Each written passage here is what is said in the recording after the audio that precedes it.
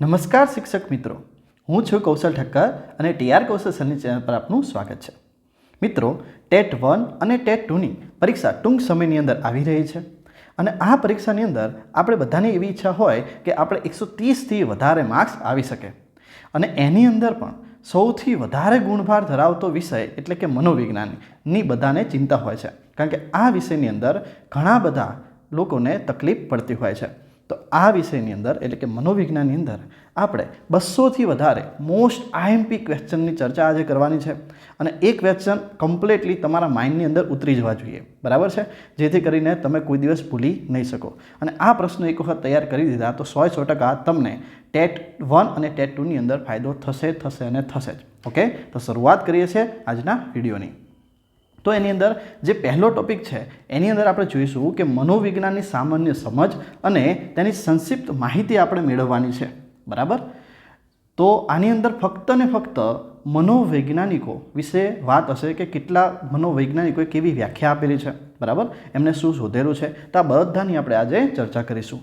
Total 215 I think જેટલા છે, 215 જેટલા પ્રશ્નો આજે લઈશું. ઓકે, તો વિડીયોને પહેલેથી કરીને છેલ્લે સુધી જોવાનો આગ્રહ રાખું છું. મનોવિજ્ઞાન સાયકોલોજી શબ્દ કઈ ભાષા પરથી ઉતરી આવ્યો છે? તો મનોવિજ્ઞાન જે છે એ ગ્રીક ભાષા પરથી ઉતરી આવેલો છે. 17મી સદીમાં મનોવિજ્ઞાન શબ્દનો સૌ પ્રથમ પ્રયોગ કરનાર કોણ હતો? તો રુડોલ્ફ હતા. 17મી સદીમાં મનોવિજ્ઞાનનો સૌ પ્રથમ પ્રયોગ કરનાર રુડોલ્ફ હતા. શરૂઆતમાં મનોવિજ્ઞાન જે છે એ આત્માનું વિજ્ઞાન હતું અને પછી મનોવિજ્ઞાન જે છે એ થઈ જાય છે વર્તનનું વિજ્ઞાન. મનોવિજ્ઞાન માનવી અને પ્રાણીના વર્તનનું વિજ્ઞાન છે. આ વ્યાખ્યા કોણે આપેલી છે? તો સીટી મોર્ગને આપેલી છે. મનોવિજ્ઞાન એ માનવી અને પ્રાણીના વર્તનનું વિજ્ઞાન છે. આ વ્યાખ્યા સીટી મોર્ગને આપેલી છે. મનોવિજ્ઞાન માનવી અને પ્રાણીના વર્તનનો અભ્યાસ શાના સંદર્ભમાં કરે છે? તો મનોવિજ્ઞાન માનવી અને પ્રાણીના વર્તનનો અભ્યાસ વાતાવરણના સંદર્ભમાં કરે છે. મનોવિજ્ઞાનની સૌ પ્રથમ પ્રયોગશાળા કોણે, ક્યારે અને ક્યાં સ્થાપી હતી? તો મનોવિજ્ઞાનની સૌ પ્રથમ પ્રયોગશાળા 1879ની અંદર જર્મનીના લિપ્ઝિગ શહેરમાં વિલિયમ વુન્ટે સ્થાપી હતી. 1879માં જર્મનીના લિપ્ઝિગ શહેરની અંદર વિલિયમ વુન્ટ દ્વારા સ્થાપવામાં આવી હતી. ભારતમાં મનોવિજ્ઞાનની સૌ પ્રથમ પ્રયોગશાળા કોણે, ક્યારે અને ક્યાં સ્થાપી છે? તો 1905ની અંદર ભોજેન્દ્રનાથ શીલ દ્વારા કલકત્તા યુનિવર્સિટીની અંદર સ્થાપવામાં આવી હતી. જ્યારે ગુજરાતની અંદર મનોવિજ્ઞાનની સૌ પ્રથમ પ્રયોગશાળા 1935માં મહારાજા સયાજીરાવ દ્વારા વડોદરા યુનિવર્સિટીની અંદર સ્થાપવામાં આવી હતી. હવે આપણે વાદો જોવાના છે, તો એની અંદર સૌ પ્રથમ આવે છે રચનાવાદ. તો રચનાવાદના પ્રણેતા કોણ આવશે? વિલિયમ વુન્ટ અને ટિશ્નર. કોણ આવશે? વિલિયમ વુન્ટ અને ટિશ્નર, જેમને આંતરનિરીક્ષણ પદ્ધતિ પણ કહેવામાં આવે છે. રચનાવાદને આંતરનિરીક્ષણ પદ્ધતિ પણ કહેવામાં આવે છે, સાથે સાથે સ્વનિરીક્ષણ પદ્ધતિ પણ કહેવામાં આવે છે અને હાલતી ચાલતી પ્રયોગશાળા પણ કહેવામાં આવે છે. તો રચનાવાદ આવશે તો એની અંદર કોણ આવશે? વિલિયમ વુન્ટ અને ટિશ્નર. આંતરનિરીક્ષણ પદ્ધતિ, સ્વનિરીક્ષણ પદ્ધતિ અને હાલતી ચાલતી પ્રયોગશાળા. એના પછી જોઈએ તો કાર્યવાદ.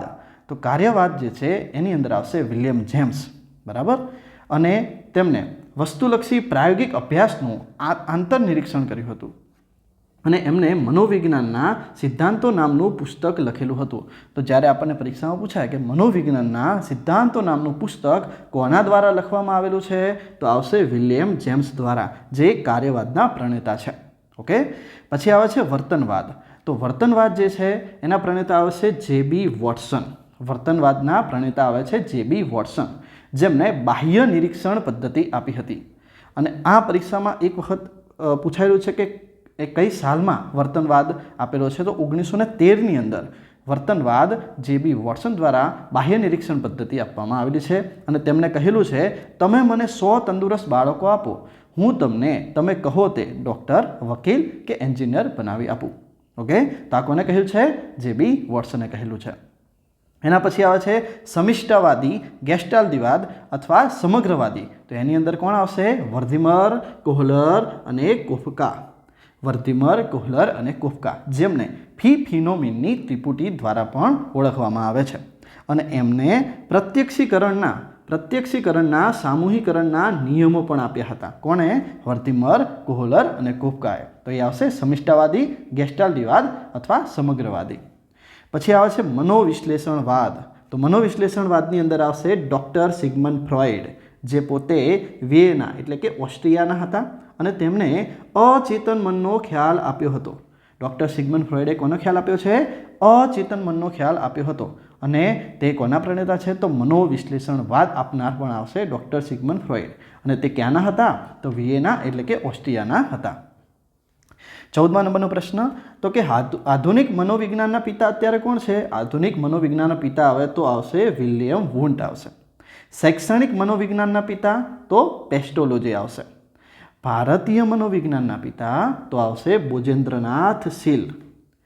આદર્શવાદના પિતા કોણ છે? તો આદર્શવાદના પિતા છે પ્લેટો. હવે આદર્શવાદ જે છે એ સ્વીકારનારા મનોવૈજ્ઞાનિકો કયા કયા હતા? તો પહેલાં તો એમના જે આદર્શવાદના પિતા છે એટલે કે પ્લેટો તો આવશે જ. એના પછી આવશે Socrates, Aristotle, Pestalozzi, Froebel, Gandhiji, Herbert Spencer, Arvind, Vivekananda અને રાધાકૃષ્ણન અને બેકલ. આ જે છે આદર્શવાદ સ્વીકારનારા મનોવૈજ્ઞાનિકો છે. એના પછી પ્રકૃતિવાદના પિતા કોણ છે? તો જીન જેક રૂસો. પ્રકૃતિવાદ આવે એટલે એ તો આપણને ખબર પડી જાય કે કોણ આવશે? રૂસો આવશે. પરંતુ પ્રકૃતિવાદ સ્વીકારનારા મનોવૈજ્ઞાનિકો ટોટલ કયા કયા છે? તો રૂસો તો આવશે જ. પછી ફ્રોબેલ, ક્રોમેનિયસ, બર્નાર્ડ શો, પેસ્ટોલોજી, રવિન્દ્રનાથ ટાગોર અને હર્બર્ટ સ્પેન્સર. પછી આવે છે વ્યવહારવાદ. તો વ્યવહારવાદના પિતા કોણ આવે છે? તો વ્યવહારવાદના પિતા આવે છે વિલ્હેમ જેમ્સ. વ્યવહારવાદના પિતા આવે છે વિલ્હેમ જેમ્સ. ઓકે. પછી વ્યવહારવાદના સિદ્ધાંતોને શિક્ષણમાં કોણે પ્રયોજ્યું છે? તો વ્યવહારવાદના સિદ્ધાંતોને શિક્ષણમાં પ્રયોજનાર પૂછાય તો આવશે જ્હોન ડુઈ. કોણ આવશે? જ્હોન ડુઈ. જો પરીક્ષાની અંદર પૂછાય કે વ્યવહારવાદના પિતા કોણ, તો આવશે વિલ્હેમ જેમ્સ. પરંતુ વ્યવહારવાદના સિદ્ધાંતોને શિક્ષણમાં પ્રયોજનાર કોણ છે? તો આવશે જ્હોન ડુઈ. ઓકે. પછી વ્યવહારવાદ સ્વીકારનાર મનોવૈજ્ઞાનિકો કયા કયા છે? તો વિલિયમ જેમ્સ તો આવશે જ. પછી જ્હોન ડુઈ પણ આવશે. પછી આવશે એરિસ્ટોટલ, ગાંધીજી, ગુજુભાઈ અને ચાર્લ્સ પર્સ. ઓકે. પછી આવે છે અસ્તિત્વવાદના પિતા કોણ છે? તો અસ્તિત્વવાદના પિતા આવે છે મિલ્ટન. અસ્તિત્વવાદના પિતા છે મિલ્ટન. 25મા નંબરનો પ્રશ્ન છે બુનિયાદી શિક્ષણ આપનાર. તો બુનિયાદી શિક્ષણ કોને આપ્યું હતું? ગાંધીજીએ આપ્યું હતું. ઓકે. પછી આવે છે પર્યાવરણવાદ કોણે આપ્યો છે? તો પર્યાવરણવાદ આપનાર છે BF સ્કિનર. હેતુલક્ષી વર્તનવાદ કોને આપેલું છે? તો હેતુલક્ષી વર્તનવાદ આપેલું છે ટોલમેને આપેલું છે. હેતુલક્ષી વર્તનવાદ ટોલમેન. ઓકે. પછી ક્ષેત્ર સિદ્ધાંત. તો ક્ષેત્ર સિદ્ધાંત લેવીને આપેલો છે. ક્ષેત્ર સિદ્ધાંત લેવીને આપેલો છે. હવે પ્રેરણાનો શ્રેણીક્રમનો સિદ્ધાંત અથવા માનવવાદી અભિગમ કોને આપેલો છે? તો અબ્રાહમ મેસ્લોએ આપેલો છે. પ્રેરણાનો શ્રેણીક્રમનો સિદ્ધાંત અથવા માનવવાદી અભિગમ કોને આપેલો છે? અબ્રાહમ મેસ્લોએ આપેલો છે. તો પ્રેરણાવાદના પ્રણેતા કોણ છે? તો પ્રેરણાવાદના પ્રણેતા આવશે મેકડુગલ. આ બંનેમાં ભૂલ ના થાય, યાદ રાખજો. બરાબર. શ્રેણીક્રમનો સિદ્ધાંત પ્રેરણાનો આપ્યો તો અબ્રાહમ મેસ્લોએ, પરંતુ પ્રેરણાવાદના જો પ્રણેતા આવે તો આવશે મેકડુગલ. ઓકે. પછી સામાજિક અધ્યયનનો સિદ્ધાંત કોને આપેલો છે? સામાજિક અધ્યયનનો સિદ્ધાંત આપેલો છે આલ્બર્ટ બાંદુરાએ. આલ્બર્ટ બાંદુરાએ આપેલો છે. અર્થપૂર્ણ અધ્યયનનો સિદ્ધાંત આપેલો છે ડેવિડ આસુબલે આપેલો છે. ડેવિડ આસુબલે. અર્થપૂર્ણ અધ્યયનનો સિદ્ધાંત. સમાજલક્ષી વિશ્લેષણાત્મક સિદ્ધાંત કોને આપેલો છે? તો સમાજલક્ષી વિશ્લેષણાત્મકનો સિદ્ધાંત એડલરે આપેલો છે. પરંતુ વિશ્લેષણાત્મક વ્યક્તિત્વનો સિદ્ધાંત કોણે આપેલો છે? તો ડૉક્ટર યુંગે આપેલો છે. હવે કારક અભિસંધાન. તો કારક અભિસંધાન કોને આપેલું છે? બુરહાસ ફેડરિક સ્કિનરે આપેલું છે.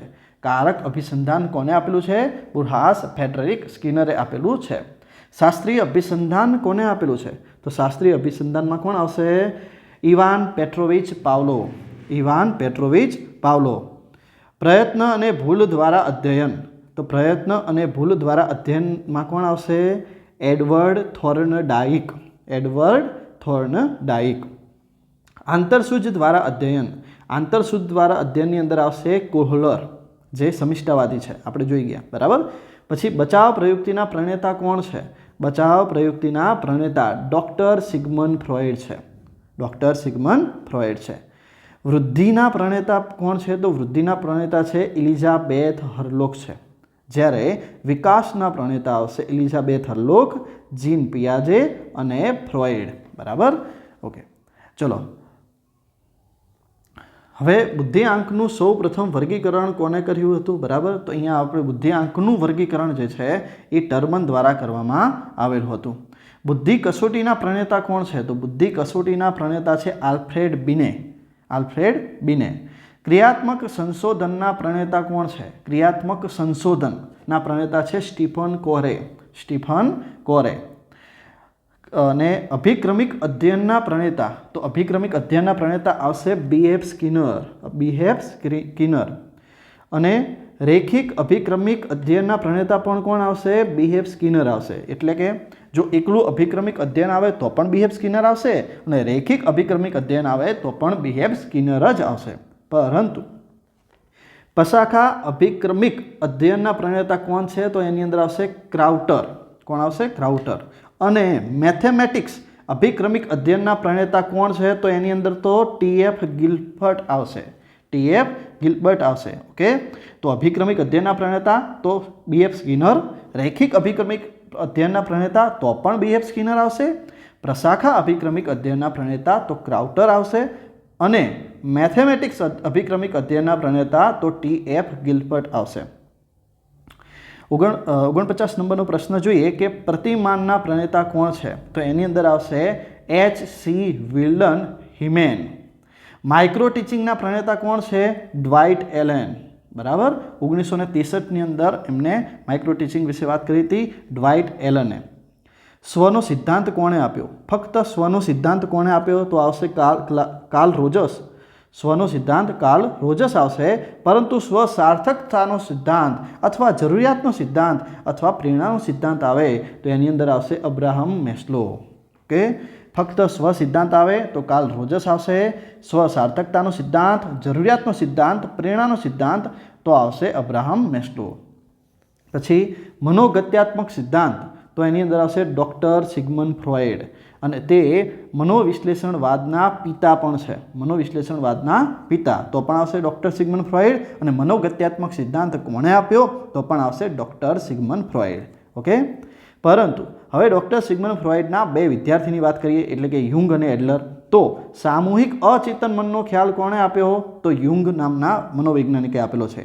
સામૂહિક અચેતન મનનો ખ્યાલ યુંગ નામના મનોવૈજ્ઞાનિકે આપેલો છે. અને મનોવિશ્લેષણવાદની સ્થાપના કોણે કરી? તો એડલર આવશે. મનોવિશ્લેષણવાદના પિતા આવે તો ડૉક્ટર સિગમન્ડ ફ્રોઇડ, પરંતુ મનોવિશ્લેષણવાદની સ્થાપના કોણે કરી? તો આવશે એડલર. ઓકે, હવે જોઈએ 56મા નંબરનો પ્રશ્ન. રોરશાકના શાહીના ધાબાની કસોટી. બરાબર. તો એની અંદર કોણ આવશે? તો 1921ની અંદર સ્વિટ્ઝરલેન્ડના હર્મન રોરશાક દ્વારા આ કસોટી રજૂ કરવામાં આવી હતી, જેની અંદર કાર્ડ પૂછાય છે. તો કેટલા કાર્ડ આવશે? 10 કાર્ડ આવશે. ઓકે, રોરશાકના શાહીના ધાબાની કસોટી તો 1921ની અંદર સ્વિટ્ઝરલેન્ડના છે અને પોતે હર્મન રોરશાક. બરાબર. અને 10 કાર્ડ એની અંદર પૂછાય છે, તો યાદ રાખીશું. પછી વિષય અધિજ્ઞાન કસોટી એટલે કે થીમેટિક એપ્રિસિએશન ટેસ્ટ. બરાબર, TAT ટાટ. તો આ કોને આપેલી છે? તો 1938ની અંદર મોર્ગન અને મેરે આપેલી છે, અને એની અંદર કાર્ડ કેટલા છે? તો કે 30 કાર્ડ છે. પછી ચિત્ર વૈફલ્ય કસોટી કોણે આપી છે? રોઝિંગ વિંગ દ્વારા આપવામાં આવેલી છે. માણસ દોરો કસોટી કોના દ્વારા આપવામાં આવેલી છે? માણસ દોરો કસોટી ગુડ ઇનફ દ્વારા આપવામાં આવેલી છે. વાક્ય પૂર્તિ કસોટી તો 1930ની અંદર પાઇન અને ટન્ડલર દ્વારા આપવામાં આવેલી છે. પછી children appreciation test CAT Ernst Kris દ્વારા આપવામાં આવેલી છે. હવે બુદ્ધિના સિદ્ધાંતોની વાત કરીએ તો બહુવિધ બુદ્ધિનો સિદ્ધાંત 1883ની અંદર કોણે આપેલો છે?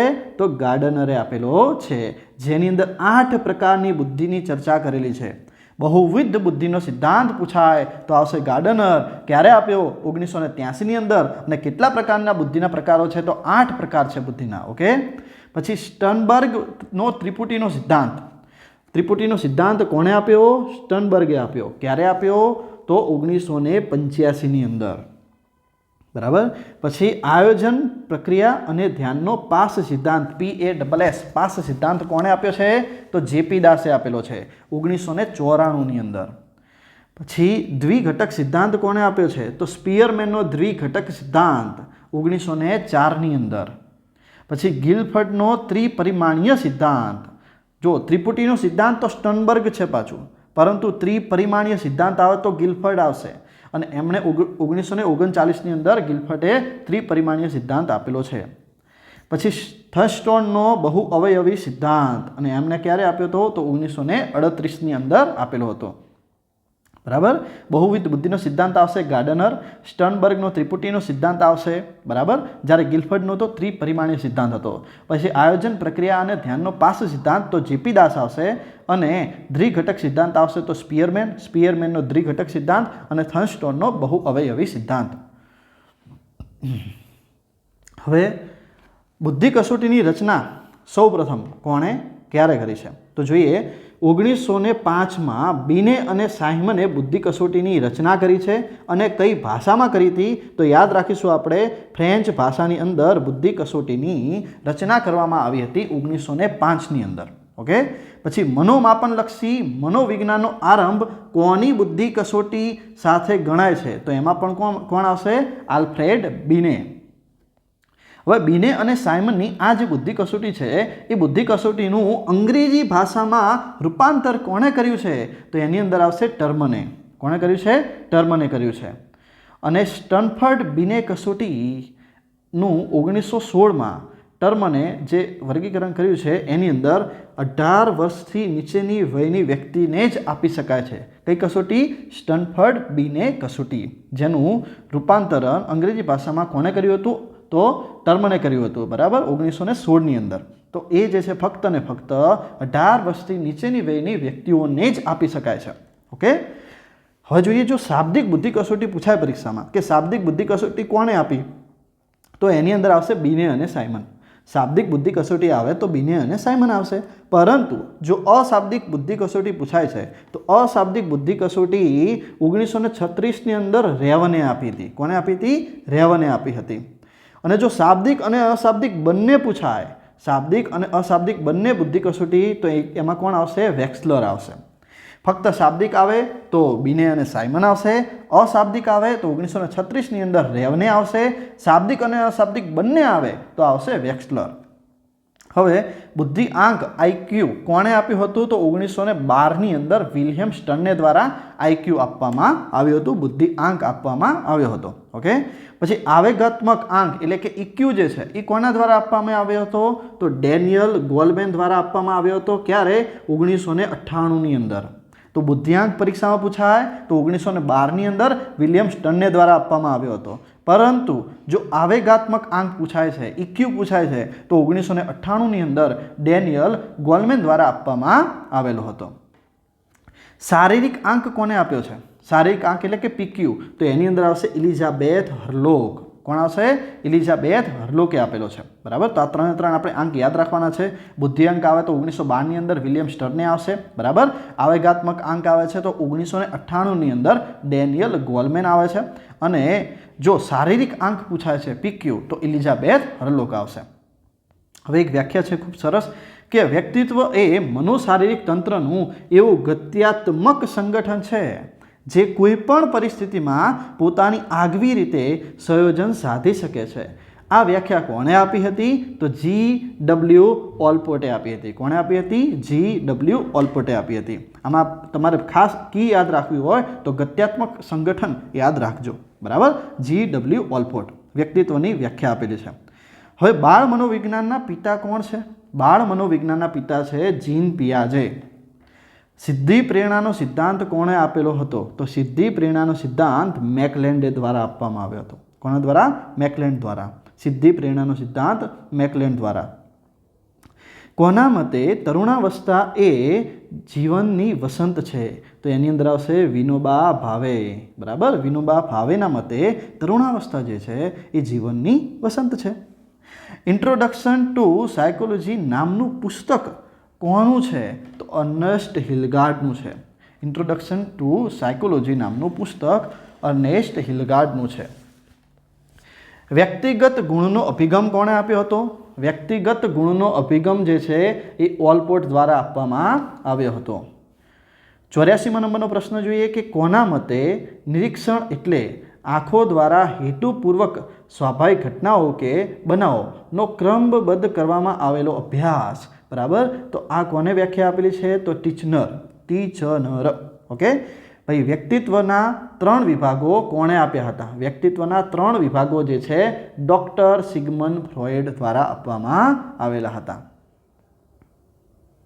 ધ ઇન્ટ્રેશન ઓફ ડ્રીમ્સ નામનું પુસ્તક જે છે કોને લખ્યું હતું? તો ડૉક્ટર સિગમન્ડ ફ્રોઇડે લખ્યું હતું. પૂર્વ અનુભવ, પ્રયત્ન અને મહાવરાને લીધે વર્તનમાં થતો ફેરફાર એટલે શિક્ષણ. આ વ્યાખ્યા કોણે આપેલી છે? તો સીટી મોર્ગને આપેલી છે. પૂર્વ અનુભવ, પ્રયત્ન અને મહાવરાના લીધે વર્તનમાં થતો ફેરફાર એટલે શિક્ષણ. આ વ્યાખ્યા કોની છે? તો સીટી મોર્ગનની છે.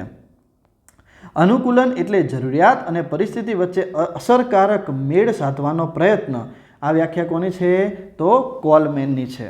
અનુકૂલન એટલે જરૂરિયાત અને પરિસ્થિતિ વચ્ચે અસરકારક રીતે મેળ સાધવાનો પ્રયત્ન. આ વ્યાખ્યા કોલમેનની છે. તો અનુકરણ દ્વારા શિક્ષણ કોને આપેલું છે? અનુકરણ દ્વારા શિક્ષણ જે છે બાંડુરા આવશે. કોણ આવશે? બાંડુરા. ઓકે, શાબ્દિક શિક્ષણ પૂછાય તો શાબ્દિક શિક્ષણની અંદર આવશે એબિંગહોસ. શાબ્દિક શિક્ષણ આવશે તો કોણ આવશે? એબિંગહોસ. પ્રયોગ પદ્ધતિ, તો પ્રયોગ પદ્ધતિ કોણે આપી હતી? જ્હોન ડુઈ. પછી મનોવૈજ્ઞાનિક કસોટીએ વર્તનના નમૂનાનું વસ્તુલક્ષી અને પ્રમાણિત માપ છે. આવું કોના દ્વારા કહેવામાં આવ્યું હતું?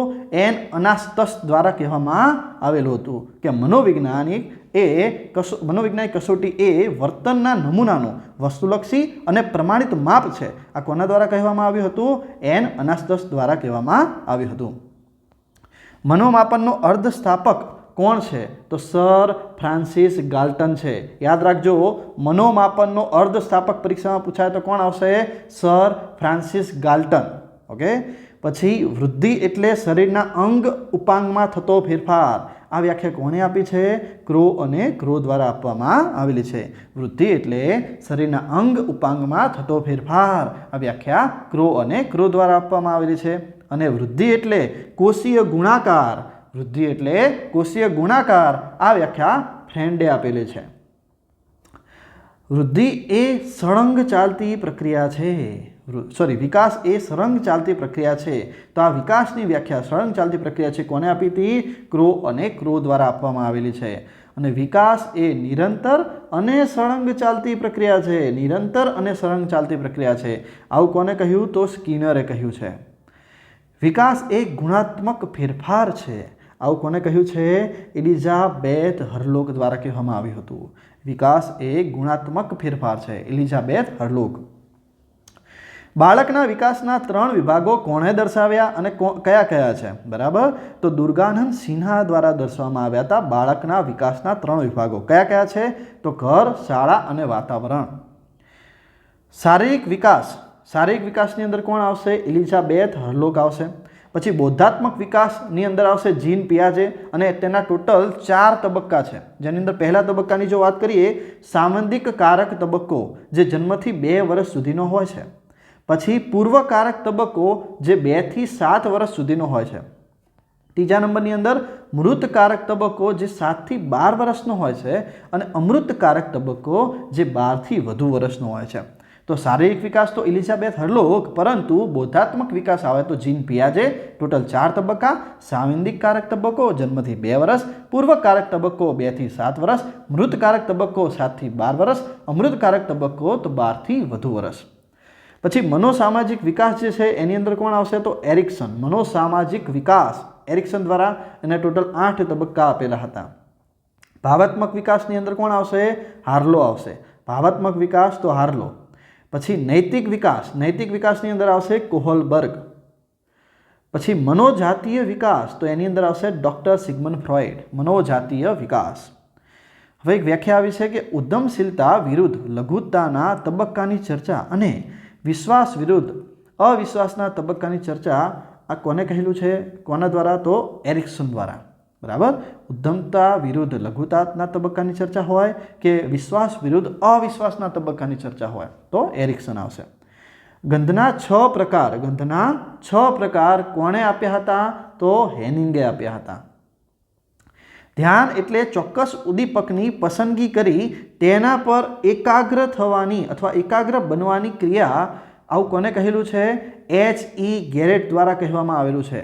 ધ્યાન એ શું છે કે ચોક્કસ ઉદ્દીપકની પસંદગી કરી તેના પર એકાગ્ર બનવાની ક્રિયા. તો આવું કોને કીધેલું છે? તો H.E. ગેરેટ દ્વારા કહેવામાં આવેલું છે. પરંતુ ધ્યાન એટલે પસંદગીકૃત ઉદ્દીપકો પર માનસિક કેન્દ્રીયકરણ કરવું તે. તો આ વ્યાખ્યા આપવામાં આવેલી હતી જેમ્સ ડ્રેવર દ્વારા. કોના દ્વારા? જેમ્સ ડ્રેવર દ્વારા. મિત્રો, આપણે 109 જેટલા ક્વેશ્ચન હમણાં કમ્પ્લીટ કર્યા છે. જો વિડીયો સારો લાગતો હોય તો અવશ્ય આ વિડીયોને લાઇક કરજો, બીજા મિત્રો સુધી પણ શેર કરજો, જેથી કરીને એમને પણ આપણા વિડીયો લેક્ચરનો લાભ લઈ શકે અને ટેટ 1 અને 2ની અંદર સારામાં સારા ગુણ પ્રાપ્ત કરી શકે છે. કોના મતે મનોવૈજ્ઞાનિક કસોટી વ્યક્તિત્વના વર્તનના નમૂનાનું વસ્તુલક્ષી માપ છે? તો એનાસ્ટસી. પ્રેરણા નહીં તો વર્તન નહીં, આ કોને કહેલું છે? તો પ્રેરણા નહીં તો વર્તન નહીં કહ્યું છે ગેરેટ દ્વારા. કોને કહ્યું છે? ગેરેટે કહ્યું છે. અને પ્રેરણા એ પ્રવૃત્તિને ઉદ્દીપ્ત કરનાર અને પોષનાર એવું વિશિષ્ટ આંતરિક તત્વ કે પરિસ્થિતિ છે. આવું કોને કહ્યું છે? J.P. ગિલફર્ટ. પ્રેરણા એ પ્રવૃત્તિને ઉદ્દીપ્ત કરનાર અને પોષનાર એવું વિશિષ્ટ આંતરિક તત્વ કે પરિસ્થિતિ છે. એવું કોણે કહ્યું છે? J.P. ગિલફર્ટ. પ્રેરણા માટે ઈરણ શબ્દ કોને પ્રયોજ્યો? તો પ્રેરણા માટે ઈરણ શબ્દ પ્રયોજ્યો છે વુડવર્થે. કોને પ્રયોજ્યો છે? વુડવર્થ. પ્રેરણા ચક્ર કોણે આપ્યું હતું? તો પ્રેરણા ચક્ર જે છે C.T. મોર્ગને આપેલું હતું. અને 18 પ્રકારની પ્રેરણા એટલે કે મૂળ વૃત્તિ, સહજ વૃત્તિ એ કોણે કહેલું છે? તો મેકડુગલ દ્વારા. ઈરણ શબ્દ આવે તો વુડવર્થ, બાકીની 18 પ્રકારની પ્રેરણાની અંદર કોણ આવશે? મેકડુગલ. ઓકે. અને પ્રેરણા ચક્ર આવશે તો C.T. મોર્ગન. આવેગ એટલે સમગ્ર ચેતાતંત્રની શુદ્ધાવસ્થા. આ કોને કહેલું છે? વુડવર્થ અને માર્કવિસ દ્વારા કહેવામાં આવેલું છે. હવે આવેગના 10 ઘટકો, 10 પ્રકારો કોણે આપ્યા હતા? તો ઇઝાર્ડે આપ્યા હતા. પરંતુ એના આવેગના 8 પ્રકારો કોને આપ્યા છે? તો આવેગના 8 પ્રકારો જે છે એ પ્યુટચિકે આપ્યા છે. 10 પ્રકારો તો ઇઝાર્ડ અને 8 પ્રકાર તો પ્યુટચિક. ઓકે. પછી આવેગના સિદ્ધાંત કોને આપેલો છે? તો જેમ્સ લેંગ અને કોનન બોર્ડ દ્વારા. મનોવૈજ્ઞાનિક કસોટી એટલે 2 કે તેથી વધુ વ્યક્તિઓનું વર્તનનું તુલનાત્મક માપન. આવું કોને કહ્યું છે? તો કોન બેક દ્વારા કહેવામાં આવેલું છે.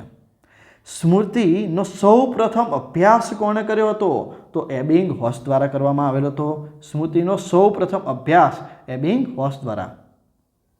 સ્મૃતિ એટલે શીખેલાનો સીધો ઉપયોગ. આવું કોણે કહ્યું છે? તો વુડવર્થે કહેલું છે. સ્મૃતિ એટલે ભૂતકાળના અનુભવોને અર્થમય રીતે વર્તનમાં પુનઃ જાગૃત કરવાની પ્રક્રિયા. આવું કોણે કહ્યું છે? તો વિલિયમ જેમ્સ અને બેનહાર્ડ. ઓકે. ટૂંકા ગાળાની સ્મૃતિનો વિસ્તાર વધારવા માટે સામૂહિકરણની પ્રયુક્તિઓ કોણે પ્રયોજી છે? તો આવશે જ્યોર્જ એ મિલર. ટૂંકા ગાળાની સ્મૃતિનો વિસ્તાર વધારવા માટે સામૂહિકરણની પ્રયુક્તિઓ કોણે પ્રયોજી છે? જ્યોર્જ એ મિલરે પ્રયોજી છે. લાંબા ગાળાની સ્મૃતિની અંદર કોણ આવશે? ટુલવિંગ. લાંબા ગાળાની સ્મૃતિ કોણે આપી? તો ટુલવિંગ દ્વારા. મનની વિરુદ્ધ પુનઃ વાચન એમાં કોણ આવશે? A.I. ગેટ્સ. PQRST પદ્ધતિ કોણે આપી હતી? તો થોમસ અને રોબિન્સ દ્વારા આપવામાં આવેલી છે. PQRST પદ્ધતિ કોના દ્વારા આપવામાં આવેલી છે? થોમસ અને રોબિન્સ દ્વારા આપવામાં આવેલી છે. DAT કસોટીને ભારતીય રૂપ વિકસાવનાર કોણ હતા? તો J.M. ઓઝા હતા. અને એની અંદર 8 પ્રકાર છે. કેટલા? 8. આરોપણના સિદ્ધાંતનો સ્થાપક કોણ છે? તો ફીઝ હાઇટર છે. કોને રસ કે અભિરુચિ માટે અપ્રગટ ધ્યાન શબ્દનો પ્રયોગ કર્યો હતો? રસ અને અભિરુચિ માટે અપ્રગટ ધ્યાન શબ્દનો પ્રયોગ કરનાર કોણ હતા? મેકડુગલ હતા. સૌથી પ્રચલિત સંશોધનિકા પૂછાય તો સ્ટ્રોંગની રસ સંશોધનિકા જે છે એ સૌથી પ્રચલિત રસ સંશોધનિકા છે, પરંતુ સૌથી પ્રચલિત જો તુલા પૂછાય છે, સૌથી પ્રચલિત તુલા તો થર્નસ્ટોનની તુલા આવશે. કોની આવશે? થર્નસ્ટોનની તુલા આવશે. सम्मिलित मूल्य करवानी तुला तो आवशे एनी अंदर लिकेटनी तुला. हवे आगळ वधीए. 134 नंबरनो प्रश्न आव्या कि मनोवलन ए अमुक वस्तु व्यक्ति के परिस्थिति प्रत्ये विशिष्ट रीते प्रतिक्रिया करवानी सुसंगत संपादित अने आवेगयुक्त प्रवृत्ति छे. ए कोणे कह्युं छे? तो बी कृपुस्वामी द्वारा कहेवामां आवेलुं छे. मनोविज्ञानનું प्रथम नोबेल पारितोषिक कोणे एनायत करवामां આવ્યું હતું? હર્બર્ટ સિમોનને. કોને? હર્બર્ટ સિમોનને. સૌ પ્રથમ નોબેલ પારિતોષિક જો એમને મળ્યું હોય તો એ આવશે હર્બર્ટ સિમોન.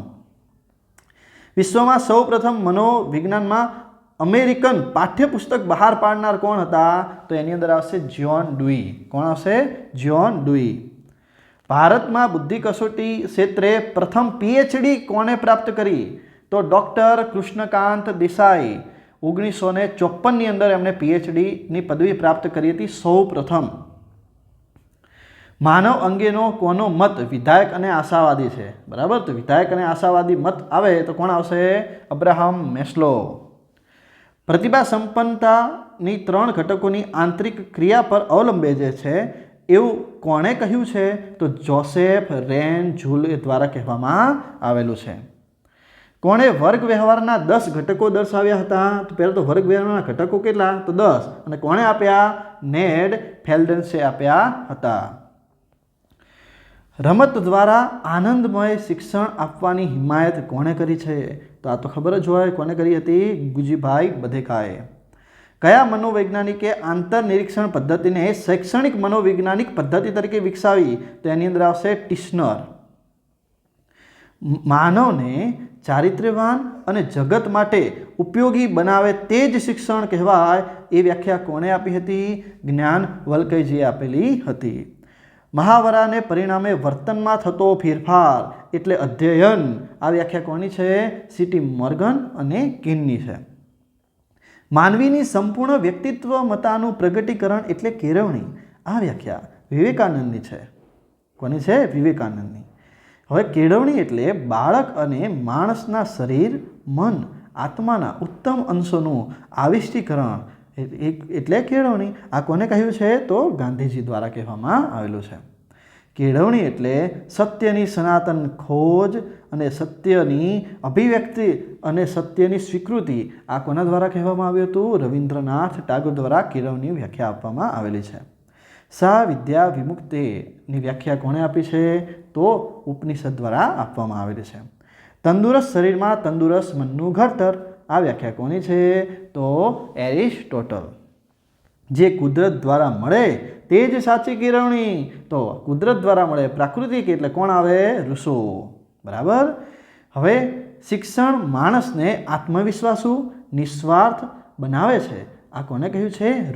ऋग्वेद द्वारा कहेवामां आवेलुं छे. मित्रों, अत्यार सुधी जो तमने आ विडियोमां तमने मजा आवती होय तो आ विडियोने अवश्य लाइक करजो अने चेनलने सब्सक्राइब करजो अने कोई सारा सूचनो होय तो नीचे कॉमेंट बॉक्सनी अंदर जणावजो. आ जे रीते मनोविज्ञानना 200 थी वधारे हूँ प्रश्नों लईने आव्यो छुं ए ज मुजब आपणे फक्त ने फक्त शिक्षणना આપણે પ્રશ્નો અહીંયા તમારી સમક્ષ લાવવાનો હું પ્રયત્ન કરીશ. બરાબર? તો એના માટે આ વિડીયોને તમારે ખૂબ જ શેર કરવાનો છે જેથી મને મોટિવેશન મળશે અને હું તમારા માટે અવશ્ય શિક્ષણ રિલેટિવ પણ વિડીયો બનાવીશ. ઓકે, ચલો. 152 નંબરનો પ્રશ્ન છે કેળવણી એટલે માનવ અને સમાજનું નિર્માણ. બરાબર? તો આ કોને આપી હતી? રાધાકૃષ્ણ દ્વારા વ્યાખ્યા આપવામાં આવેલી છે. आत्मानी अंतर्गत शक्तिओ द्वारा पूर्णतानी प्राप्ति एटले केळवणी आ व्याख्या अरविंद घोष द्वारा आपवामां आवेली छे. योग्य आदतोना निर्माण द्वारा बाळकोमां सद्गुणोना विकासनी तालीम एटले केळवणी आ व्याख्या प्लेटो द्वारा आपवामां आवेली छे. केळवणी एक एवी प्रक्रिया छे जेमां व्यक्तिना ज्ञान, चारित्र्य अने वर्तननुं घडतर थाय छे. व्हाइट हेड द्वारा आ आपवामां आवेली छे. केळवणी ए अनुभवोना नवनिर्माणનું અને પુનઃનિર્માણની પ્રક્રિયા છે. આ વ્યાખ્યા જ્હોન ડ્યુઈ દ્વારા આપવામાં આવેલી છે. કેળવણી એટલે વ્યક્તિની જન્મજાત શક્તિઓનો નૈસર્ગિક સુસંવાદી અને પ્રગતિશીલ વિકાસ. આ વ્યાખ્યા કોણે આપી હતી? પેસ્ટોલોજી દ્વારા આપવામાં આવેલી હતી. સત્યની દ્રષ્ટિએ સારા પ્રતિચારો આપવાની શક્તિ તે બુદ્ધિ. તો આ બુદ્ધિની વ્યાખ્યા કોણે આપી હતી? થોર્ન ડાઇક દ્વારા આપવામાં આવેલી હતી. હવે એક મોસ્ટ આઈએમપી પ્રશ્ન છે, કયો છે? તો 34 જોડિયા બાળકો વિશે કોણે અભ્યાસ કર્યો છે? તો 34 જોડિયા બાળકો વિશે ગોટેસમેન અને સિલ્ડર્સ, શું છે? સિલ્ડર્સ જે 34 જોડિયા બાળકો વિશે અભ્યાસ કરેલો છે. વ્યક્તિત્વનું માળખું શીખેલી વર્તન તરહનું બનેલું છે. આ કોને કહેલું છે? તો ડોલાર્ડ અને મિલર દ્વારા કહેવામાં આવેલું છે. શરીરનું બંધારણ અને વ્યક્તિત્વ લક્ષણો વચ્ચેના સાહચર્યના અભ્યાસો કોણે કર્યા હતા? તો સેલ્ડર અને ક્રેસ્મર દ્વારા કરવામાં આવેલા હતા. મિનસોટા વિદ્યાલક્ષી વ્યક્તિત્વ સંશોધનિકાની રચના કોણે કરી હતી? તો હેથેવ અને મેકિનલે કરી હતી. મિનસોટા વિદ્યાલક્ષી વ્યક્તિત્વ સંશોધનિકાની 4 તુલાઓનું ગુજરાતીમાં ભાષાંતર કોણે કર્યું? તો જગદીશ જોટવાણીએ કરેલું હતું. બરાબર, ગુજરાતીમાં ભાષાંતર. વ્યક્તિત્વ પ્રશ્નાવલી EPQ ની રચના કોણે કરી છે? તો આઈસેન્ડ દ્વારા કરવામાં આવેલી છે. આઈસેન્ડ દ્વારા કરવામાં આવેલી છે. પછી વ્યક્તિત્વના 16 ઘટકોની સંશોધનિકાની રચના કોણે કરી હતી?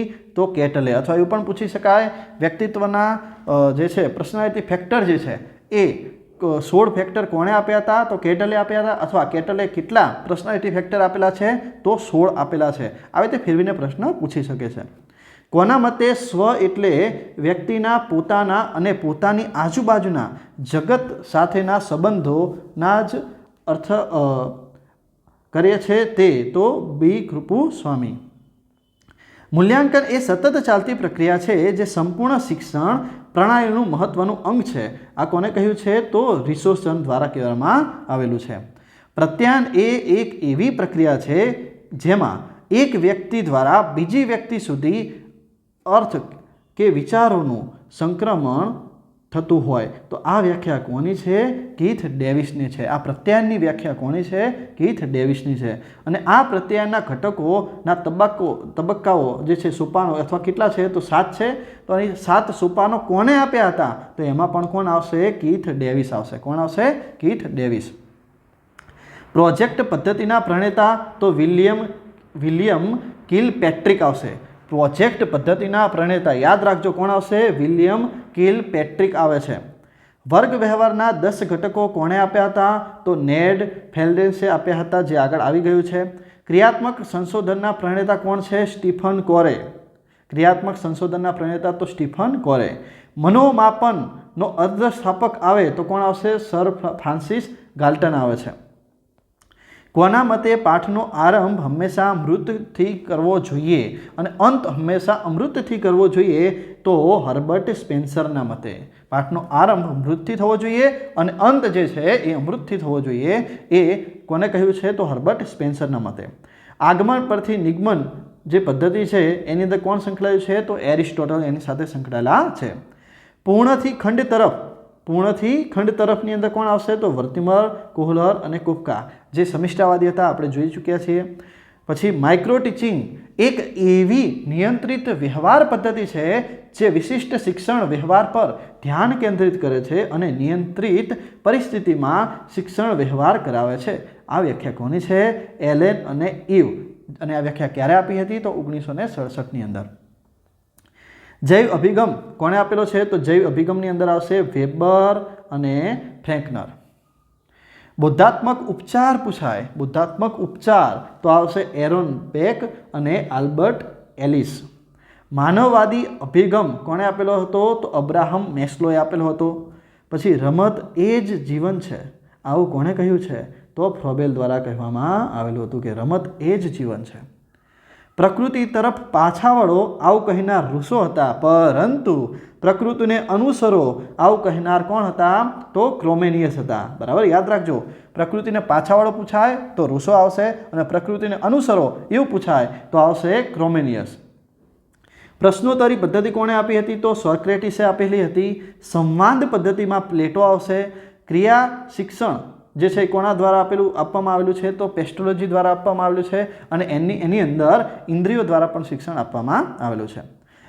નિર્દેશન પ્રવિધિના પ્રણેતા કોણ આવે છે? તો નિર્દેશન પ્રવિધિના પ્રણેતા આવશે હર્બર્ટ સ્પેન્સર.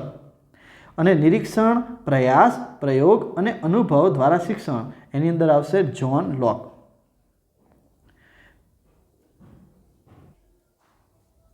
ભારતમાં 1967માં માઇક્રો ટીચિંગની શરૂઆત કોણે કરી હતી? તો ડીડી તિવારી દ્વારા કરવામાં આવેલી હતી. વ્યક્તિગત ભિન્નતાનો સૌપ્રથમ અભ્યાસ કોણે કર્યો હતો? તો વ્યક્તિગત ભિન્નતાનો સૌપ્રથમ અભ્યાસ પિયર્સન દ્વારા કરવામાં આવેલો હતો. વ્યક્તિત્વ એટલે સમાજ દ્વારા માન્ય સામાન્ય ગુણોનું સંતુલન એ કોને કહ્યું છે? રેક્સ રોક દ્વારા કહેવામાં આવ્યું છે. વ્યક્તિત્વ એટલે વ્યક્તિના લાક્ષણિક અનુકૂલનોને વ્યક્ત કરવાની અને તેઓનું સુગઠિત સંયોજન, તો એ કોને કહ્યું છે? ક્રેમ્ફર દ્વારા કહેવામાં આવેલું છે. ભારતમાં બંગાળી ભાષામાં સૌ પ્રથમ બુદ્ધિ કસોટીની રચના કોણે કરી હતી? તો આવશે એની અંદર મહાલ બિસે કરેલી હતી. કઈ ભાષામાં? તો બંગાળી ભાષાની અંદર. માણસ દૂરો કસોટીની રચના ગુજરાતીમાં કોણે કરી છે? તો પ્રેમીલાબેન ફાટકે દ્વારા કરવામાં આવેલી છે. સંગીત અભિયોગ્યતા કસોટીની રચના કોના દ્વારા કરવામાં આવેલી છે? દૃષ્ટાંત શુક્લે દ્વારા કરવામાં આવેલી છે. કોને તરુણોના વિકાસાત્મક કાર્યની યાદી આપી હતી? તો હેવિંગ હર્સ્ટે આપેલી હતી. બાળકોનું મગજ કોરી પાટી જેવું છે આવું માનનાર કોણ હતા? તો આવશે જ્હોન લોક હતા. પ્રયોજવાદી વર્તનવાદનો સિદ્ધાંત અથવા હેતુલક્ષી અધ્યયનનો સિદ્ધાંત કોણે આપ્યો હતો? તો ટોલમેને આપેલો હતો. ચતુસ્તરીય અધ્યયનનો સિદ્ધાંત કોણે આપ્યો હતો? ચતુસ્તરીય અધ્યયનનો સિદ્ધાંત હલે આપ્યો હતો. કોણે આપ્યો હતો? હલ એ આપ્યો હતો. સામાજિક અધ્યયનનો સિદ્ધાંત કોણે આપ્યો હતો? રોટરે આપ્યો હતો. સામાજિક અધ્યયનનો સિદ્ધાંત આવે તો રોટર આવશે. અને સર્જનાત્મકતાના પિતા કોણ છે? ટોરેન્સ છે. બુદ્ધિ કસોટીના પ્રાપ્તાંકોનું પૃથ્થકરણ કોને કર્યું? તો થર્સ્ટને કર્યું હતું. DWT કસોટીના રચયિતા કોણ છે? તો ફ્લોરેન્સ ગુડ ઇનફ છે. એક દળ જોડિયા બાળકોનો અભ્યાસ કોણે કર્યો હતો? બલ્ટ દ્વારા કરવામાં આવેલો હતો. માનસિક કસોટીના ક્ષેત્રમાં કોનું પ્રદાન વિશેષ છે? જેમ્સ કેટલનું પ્રદાન વિશેષ છે. અધ્યયન, પ્રેરણા અને શ્રમના ક્ષેત્રમાં સંશોધન કોણે કર્યું? તો આર્લો દ્વારા કરવામાં આવ્યું. એડવાન્સ ઓર્ગેનાઇઝેશન મોડલની સ્થાપના કોણે કરી હતી? ડેવિડ આસુબેલે કરેલી હતી. અધ્યયન, શ્રેણી સિદ્ધાંત અને અધ્યાપન સિદ્ધાંત કોણે આપેલા હતા? રોબર્ટ ગ્રેને આપેલા હતા. 20મી સદીના પ્રભાવી જ્ઞાનાત્મકવાદી મનોવૈજ્ઞાનિક કોણ છે? તો યાદ રાખીશું બ્રુનર છે. મૂલ્યો એ લાંબા ગાળે સિદ્ધ થતા ધ્યેયોનું પરિપાક્ય છે એવું કોને કહ્યું છે? બ્રુબેકર દ્વારા કહેવામાં આવેલું છે. શિક્ષણ માનવને આત્મવિશ્વાસુ અને નિર્સ્વાર્થ બનાવે છે. આ વિધાન કયા શાસ્ત્રમાં દર્શાવેલું છે? તો ઋગ્વેદની અંદર. કોના મત મુજબ કેળવણી એટલે આત્મસાક્ષાત્કાર? તો શંકરાચાર્ય. સાચી કેળવણી સત્યમ, શિવમ અને સુંદરમ તરફ પ્રેરે છે. કોને કહ્યું છે? એરિસ્ટોટલે. કેળવણી એ દ્વિધ્રુવી પ્રક્રિયા છે. આ કોને કહેલું છે? દ્વિધ્રુવી પ્રક્રિયા કોણ માનતું હતું? જ્હોન એડમ્સ માનતું હતું. કોણ? John Adam's. કોના મત મુજબ પદાર્થ ઇન્દ્રિય ગમ્ય છે જ્યારે વિચાર ચિત્ત ગમ્ય છે? તો એની અંદર આવશે જેમ્સ રોસ. ઓકે, તો શિક્ષક મિત્રો આપણે સાથે મળીને 215 જેટલા પ્રશ્નો જે છે ખૂબ જ સરળતાથી આપણે શીખ્યા છે. અને આ વિડીયો તમને કેવો લાગ્યો એ અવશ્ય તમે કોમેન્ટ બોક્સની અંદર જણાવજો. અને કંઈ સુધારો કરવો હોય તો એ પણ કોમેન્ટમાં લખજો. બરાબર છે. નેક્સ્ટ વિડીયો જે છે શિક્ષણ માટેનો તમારા માટે આવવાનો છે, શિક્ષણનો. બરાબર. અને એ શિક્ષણની અંદર આપણે ટોટલી માહિતી આવરી લઈશું. જેમ કે પત્રકો થઈ ગયા, ટૂંકા નામ થઈ ગયા, સામાયિક આવી જશે. બરાબર. RT એક્ટ આવી જશે. બરાબર. યોજના પણ આવી જશે. પરંતુ એના માટે તમારે શું કરવું પડશે? આ વિડીયોને ખૂબ જ શેર કરવો પડશે. આ વિડીયોમાં જો સારામાં સારો રિસ્પોન્સ મને મળશે તો અવશ્ય શિક્ષણનો વિડીયો હું બનાવીશ અને ધી બેસ્ટ બનાવીશ કે એની અંદર એક જ વિડીયોની અંદર આપણે બધા શિક્ષણના મુદ્દા આવરી લઈશું. ઓકે, આ વિડીયોની અંદર તમે જોયું છે 215 જેટલા આપણે પ્રશ્નો લીધા છે અને ફક્ત આ પ્રશ્નો ફક્ત ને ફક્ત કોના છે? મનોવૈજ્ઞાનિકોને આધારે જ લીધેલા છે. ઓકે, તો તમે જોઈ ચૂક્યા છો કે તમને કેવું લાગે છે તમે નીચે કોમેન્ટ બોક્સમાં જણાવી શકો છો અને અવશ્ય આપણી ચેનલને સબસ્ક્રાઈબ કરીને રાખજો. આ ચેનલથી તમને ખૂબ જ લાભ થશે. આવજો, काम करते रहो, लेके प्रभु का नाम. जय जय जलाराम.